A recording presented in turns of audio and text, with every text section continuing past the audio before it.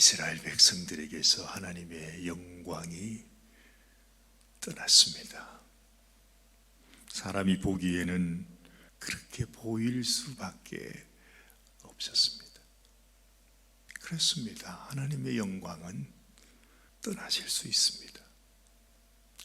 우리 주님께서도 언제나 우리와 함께 하시기를 원하시고 함께 하시기 위해서 이 땅에 오신 분이지만, 그러나 우리가 그 주님을 우리 마음속에 모셔드리지 아니하면, 주님이 어떤 분인지를 깨닫지 못하면, 주님이 우리의 영원한 구세주시고 영원한 왕이시고 만유의 주이신 것을 깨닫지 못하면 주님은 우리를 떠나갈 수밖에 없습니다. 그래서 주님이 지금도 우리의 마음 문 밖에 서서 우리 문을 두드린다 말씀하지 않습니까? 네가 언제까지 나를 바깥에 세워두겠느냐. 이제 하나님의 마지막 심판의 때가 다가오고 있는데, 우리는 아직도 주님이 어떤 분이신지, 얼마나 귀한 분이신지, 내가 주님을 모시고 산다는 것이 얼마나 귀한 것인지를 깨닫지 못하고 살아가는 사람들이 너무나 많습니다. 안타까운 것은 우리가 하나님을 섬긴다 하면서, 하나님께 예배한다 하면서, 나는 크리스찬이라고 말하면서, 이상하죠? 아니 어떻게 입술로는 그렇게 고백하는데 우리 마음에는 그 주님을 우리의 왕으로 모시고 살지 않습니다. 절대로 그럴 수 없을 것 같은데, 참 이상하게 가만히 보면 우리가 주님을 섬긴다 하면서도 정작 우리 마음속에, 우리 삶 속에 정말로 주님을 두려워하고 정말로 주님을 두려워할 만큼 그런 마음, 그런 두려움, 그런 경외감을 가지고 하나님 앞에 나가지 못하는 우리들이 될 때가 얼마나 많이 있습니까? 그래서 예수님이 그렇게 말하는 것입니다. 나더러 주여 주여 하는 자마다 다 천국에 가는 것이 아니라고 말이죠. 네가 주의 이름으로 선지자 노릇을 했느냐, 주의 이름으로 귀신을 쫓았느냐, 주님의 이름으로 많은 권능을 행했느냐. 그러나 나는 너희를 도무지 알지 못한다. 이 불법을 행하는 자들아, 내게서 떠나가라 하리라. 얼마나 주님이 안타까우셨으면, 얼마나 주님 마음이 답답했으면 그렇게 말씀하시겠냐 이 말이죠. 그래서 우리의 삶 속에 과연 하나님이 우리를 향한 우리 하나님의 뜻, 하나님이 원하시는 것, 그게 뭔지를 지금이라도 우리가 다시 깨닫고 더 깊이 깨닫고, 우리 주님이 어떤 분이신지, 하나님이 어떤 하나님이신지를 더 깊이 확실하게 알고 주님 앞에 나가는 것이 소중하다 하는 것입니다. 왜 영광이 떠났습니까? 왜 이 엘리 제사장의 그 며느리가 아기를 낳으면서 아들이 낳았다 말하는데, 이가 보시라 하나님의 영광이 떠났구나. 엘리도 제사장이었던 이 두 아들도 그 며느리까지 그 가정이 그야말로 하나님의 영광이 떠났습니다. 하나님이 그들을 저주했다고 말하기보다 어쩔 수 없어서 하나님이 그 가정에, 그 심령에, 그들의 삶 속에 하나님이 함께 할 수 없어서, 그들이 하나님을 모시지 아니하니까, 그들이 하나님을 경외하지 아니하니까 하나님은 떠나갈 수밖에 없는 것입니다. 참 놀라운 일이 일어났습니다. 이스라엘 백성들도 그 어느 누구도 상상 못했을 것입니다.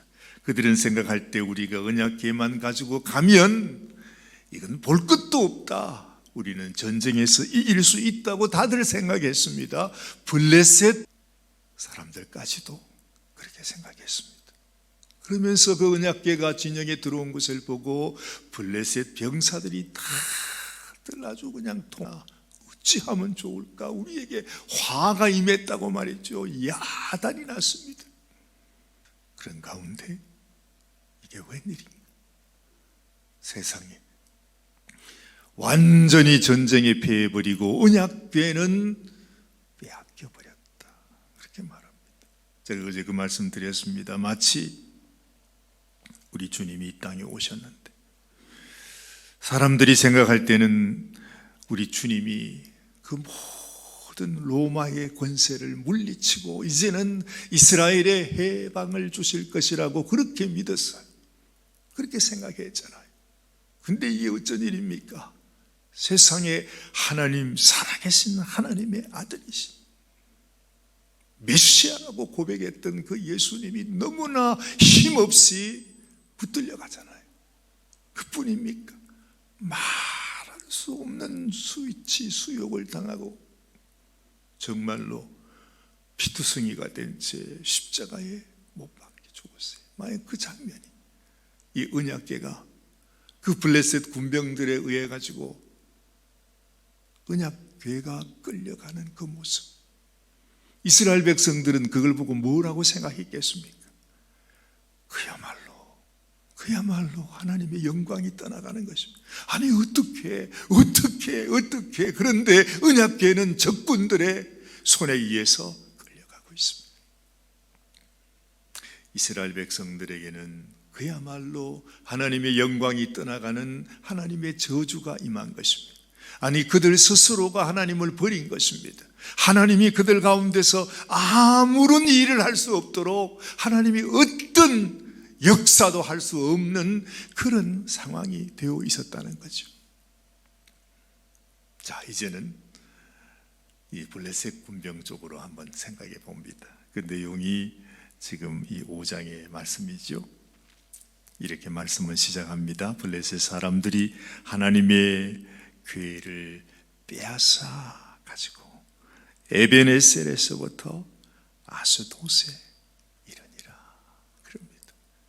얼마나 아주 참 그들에게는 너무나 와, 우리가 이스라엘의 신을 이겼다, 신을 잡았다, 이제는 막 그러면서 난리가 났을 것입니다. 그래서 블레셋 사람들이 하나님의 궤를 가지고 다곤의 신전에 들어가서 다곤 곁에 두었다 그럽니다. 그런데 어떤 일이 일어났습니까? 3절 말씀, 아스돗 사람들이 이튿날 일찍 일어나 본즉 다곤이 여호와의 궤 앞에서 엎드러져 그 얼굴이 땅에 닿았는지라. 그들이 다곤을 일으켜 다시 그 자리에 세웠다 말합니다. 우리 주님이 붙들려 가실 때, 주님이 십자가에 못 박혔을 때 그들은 외쳤을 것입니다. 야, 우리가 이겼다. 우리가 예수를 잡았어. 야, 우리가 예수를 못 박았어. 이제는 우리가 승리했다고. 사람들도 그리고 마귀도 그랬을 것입니다. 그와 똑같은 장면입니다.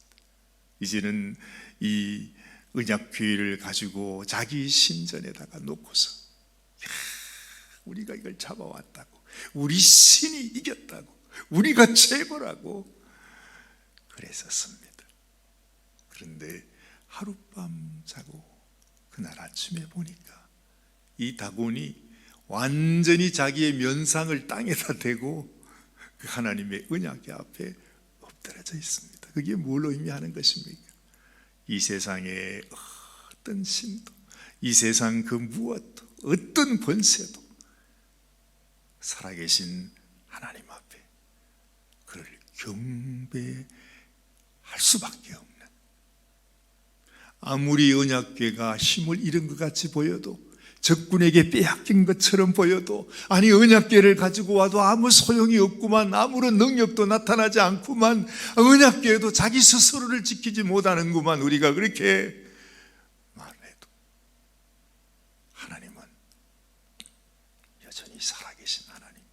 우리 주님이 십자가에 못 박혀 죽으신 그 순간 하나님이 죽으신 것 같지만 하나님은 영원히 살아계신 분이십니다.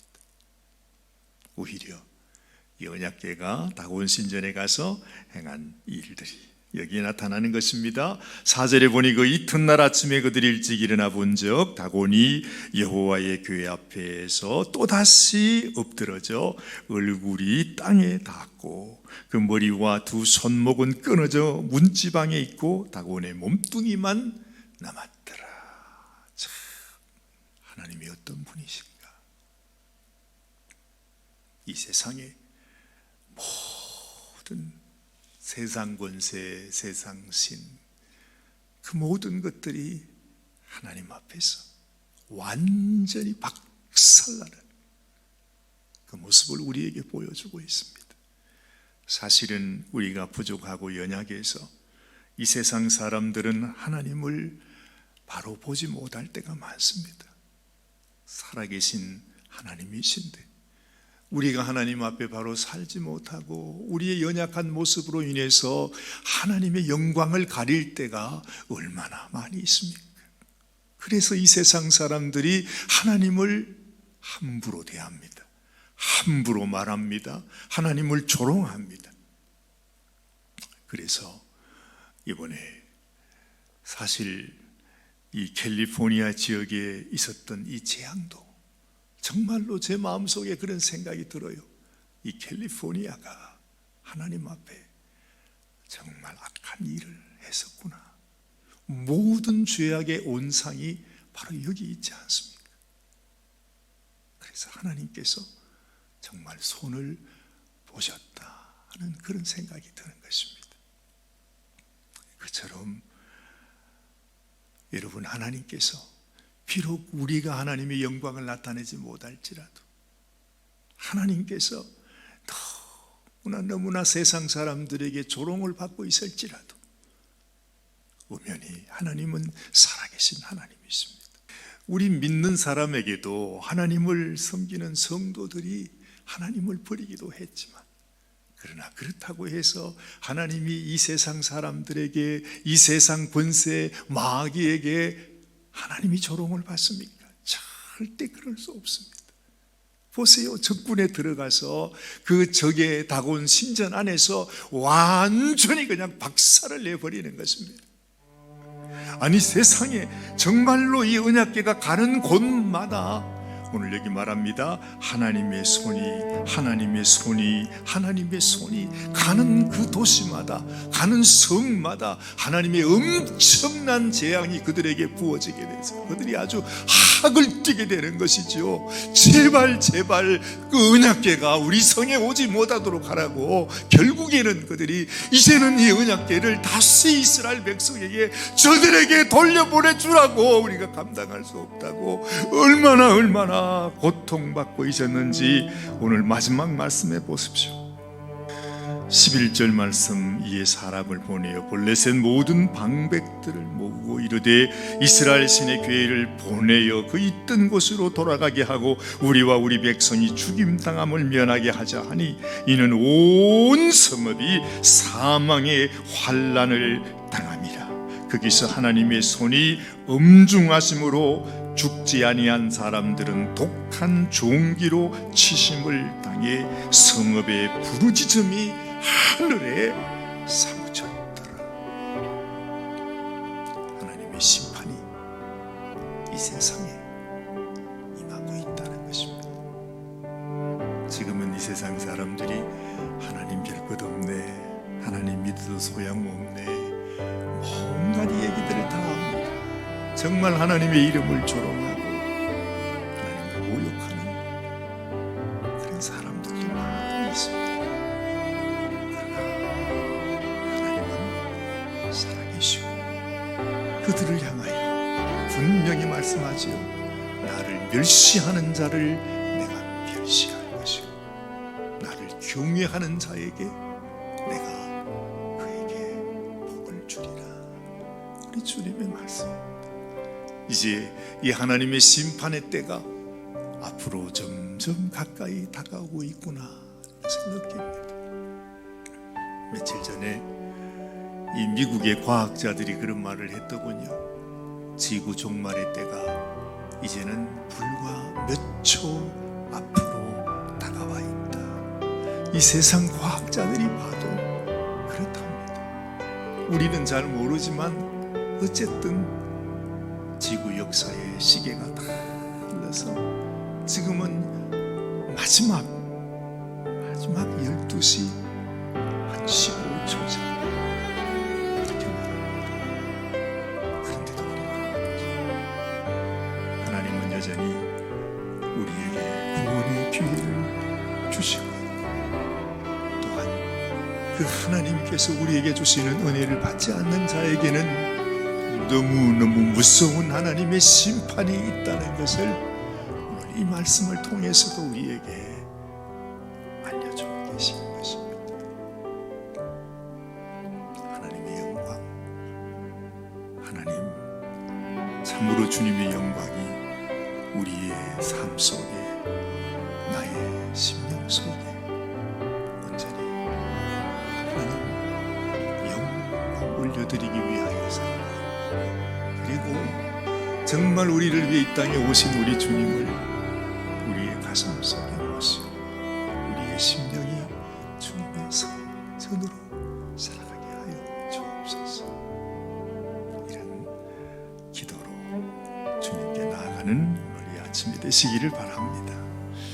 하나님 아버지, 하나님이 살아있지 않은 것 같고 때로는 하나님이 죽은 하나님 같고 아무 일도 하지 못하는 그야말로 아무 소용없는 하나님처럼 보이지만은 그러나 하나님은 지금도 살아계시고 지금도 하나님의 그 영광을 나타내십니다.